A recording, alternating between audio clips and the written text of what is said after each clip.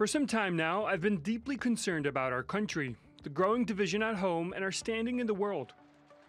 One of the things I want to do in my next chapter is to figure out if there's a role I can play in giving back. I intend to think about a range of options, and that could include public service.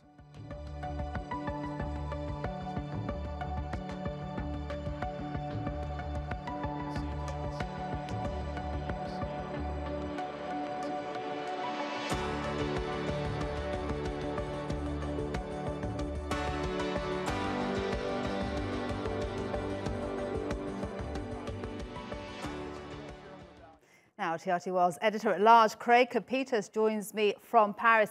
Craig, great to see you. I always feel very happy when I do. Now, why did this happen? Was it expected? Well, he's been talking about running for president or hinting at it for quite some time. He talks about next chapters. I'm wondering if this is going to be a sequel to the movie Mr. Billionaire Goes to Washington. You know, is Howard Schultz as perfectly packed and balanced a political product as Starbucks' new chicken chorizo tortilla sous vide egg bite? And the answer is no, he's not. He's essentially a Democratic Donald Trump with a net worth of about $20 billion or $20 million. And he has absolutely no political experience whatsoever. He's never even been elected dog catcher. Okay, so the Democratic Donald Trump, that's what you've just called him. But he did seem to point out that he would consider public office. What has been the reaction in the US, and what do people think of him? Well, you know, he's successful. America loves success stories. That's why they elected Donald Trump.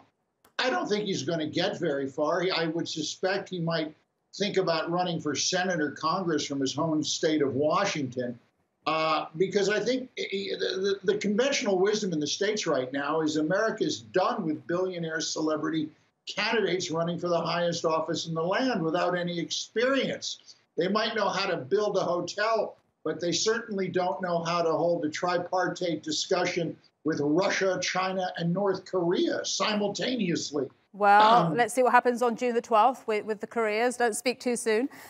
So, Craig, if it's not president, then what else could he do? Because earlier when we spoke, you seemed to think that he's a very interesting person. Well, he is. He is. But is he shooting for Jupiter before he can even build a rocket to get there? Politics in the United States, anywhere, you need, as Trump has proven, you need someone with political experience. Management experience in business just doesn't cut it, particularly on this particular day, which is the 50th anniversary of the assassination of Robert F. Kennedy, who was likely be the Democratic nominee for president in 1968.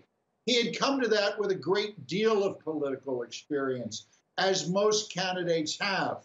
And that's what America is going to be looking for in 2020. I think that's a given.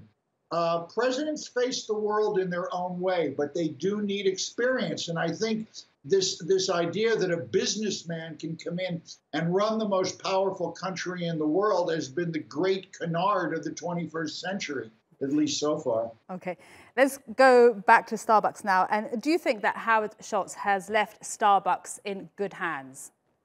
Oh, you bet he has. He has a great team there. They're very socially sensitive. And most of all, they just closed a $7 billion licensing agreement with Nestle to license and sell Starbucks products around the world.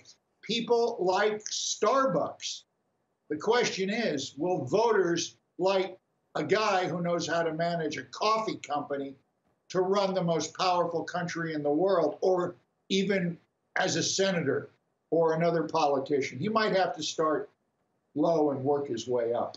All right, let's talk a bit more about Starbucks and the future of it, because it's been embroiled in a bit of a racial scandal at the moment. What next? Well, there's no question that Schultz got his hands around that problem real quick, and he's dealing with it. But this is something that all CEOs in all service industries, in fact, in any industry, is dealing with nowadays. He's a very effective CEO. He's very, very good at what he does.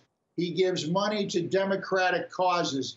He has various institutions that he backs for U.S. veterans. Okay. And he also has his money behind one very important operation in the U.S., putting young people to work. And youth unemployment is one of the biggest problems globally right now, and Howard Schultz realizes that. Okay, Craig, thank you so much. That was Craig Copetas, TRT World's editor-at-large.